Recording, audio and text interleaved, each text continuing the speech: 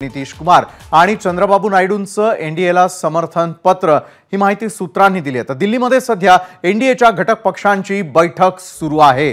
बैठकीनंतर एनडीए सत्ता स्थापनेचा दावा करण्याची शक्यता आहे।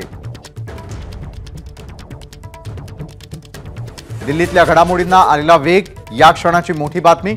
नितीश कुमार आणि चंद्रबाबू नायडूंनी एनडीएला समर्थन पत्र दिल्याचं सूत्र सांगतात। तर दिल्लीमध्ये सध्या एनडीएच्या घटक पक्षांची बैठकही सुरू झाली आहे। या बैठकीनंतर एनडीए सत्ता स्थापनेचा दावा करण्याची शक्यता आहे। सोमेश कोलगे आपले प्रतिनिधी या संदर्भात अधिक माहिती आपल्यापर्यंत पोहोचवतायत। सोमेश, खरं तर दिल्लीमध्ये आता एनडीएची तयारी झालेली आहे। पक्षांच्या बैठकीनंतर सत्ता स्थापनेचा दावा देखील केला जाणार आहे। काय घडामोडी घडतायत?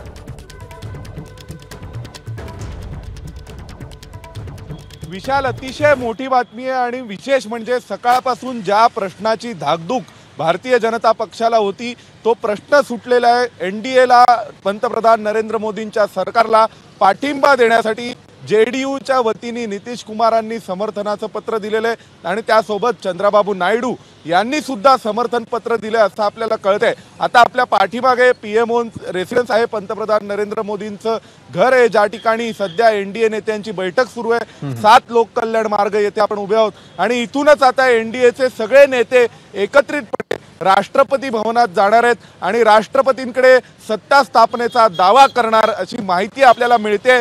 आजच हा दावा केला जाईल असं सांगितलं जाते।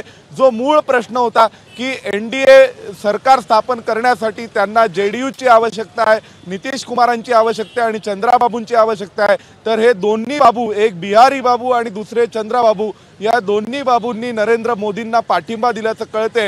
ही अतिशय मोठी दिलासादायक बाब आहे भारतीय जनता पक्षासाठी आणि त्यामुळे कदाचित ठरलेल्या योजनेनुसार 8 तारखेला पंतप्रधान नरेंद्र मोदींचा तिसऱ्यांदा पंतप्रधान म्हणून शपथविधी होऊ शकतो आणि ती शक्यता आता जवळपास त्यावर शिक्कामोर्तब झालेला आहे। अतिशय मोठी बातमी आहे। पंतप्रधान नरेंद्र मोदींच्या निवासस्थानी ही बैठक सुरू आहे। आता जेडीयूच्या नेत्यांना नेमकं या बदल्यामध्ये काय देण्यात आले किंवा दुसऱ्या बाजूला जे चंद्रबाबू नायडू आहेत त्यांना भारतीय जनता पक्षाकडून काय दिलं जाणार आहे सत्तेमध्ये, या सगळ्याबद्दल प्रश्नांची उत्तरं ही आगामी काळात कळतील। परंतु सध्या तरी या दोघांची मनधरणी करण्यामध्ये यश आलेले पंतप्रधान नरेंद्र मोदींना आणि भारतीय जनता पक्षाला आणि त्यानुसार आजच राष्ट्रपती भवनात जाऊन भाजप सत्ता स्थापनेचा दावा करणार आहे आणि पंतप्रधान नरेंद्र मोदींना एनडीएच्या घटक पक्षांचं आणि भारतीय जनता पक्षाच्या 240 खासदारांचं समर्थन आहे असा दावा हा राष्ट्रपतींकडे केला जाणार आहे। दिल्लीतल्या या सर्व घडामोडींवर तुमची नजर अशाच प्रकारे असू द्या। दिलेल्या माहितीसाठी धन्यवाद।